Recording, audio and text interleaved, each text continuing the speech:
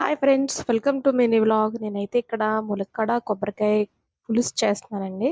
ముందుగా మనం చింతపండు నానబెట్టుకోవాలి. తర్వాత స్టవ్ మీద పాన్ పెట్టి ఆయిల్ వేసిన తర్వాత ఉల్లిపాయలు, పచ్చిమిర్చి వేయించుకోవాలి. అవి వేగిన తర్వాత టమాటోస్ వేసుకోవాలండి. టమాటోస్ కూడా బాగా మగ్గిన తర్వాత వంకాయలు వేసుకోవాలి. వంకాయలు కూడా బాగా మగ్గిన తర్వాత అయితే ఇక్కడ ముందుగా కట్ చేసుకున్న ములక్కాడలు కూడా వేసుకుని కొంచెం బాగా మగ్గిన తర్వాత మనం ముందుగా కట్ చేసి పెట్టుకున్న కొబ్బరికాయ ముక్కలు ఇలాగే కట్ చేసుకోవాలండి. ఇలా కట్ చేసుకొని వేసుకుని అల్లం వెల్లుల్లి పేస్ట్, కారం, ధనియాల పొడి, జీలకర్ర పొడి, గరం మసాలా, సాల్ట్ అవి కూడా వేసుకొని ఒకసారి కలిపేసుకొని ఒకసారి మూత పెట్టుకుంటే బాగా మగ్గుతూ ఉంటాయి కదా. అవి మగ్గిన తర్వాత ముందుగా నానబెట్టుకున్న చింతపండు పులుసు వేసుకొని మన టేస్ట్కి సరిపడేంత వాటర్ వేసుకొని కొంచెం మరిగిన తర్వాత చిన్న బెల్లం ముక్క వేసుకుంటే పులుసు సూపర్ ఉంటుందండి.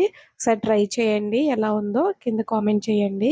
మా చిన్నప్పుడు అమ్మ అయితే ఎక్కువ చేస్తూ ఉండేవారనమాట.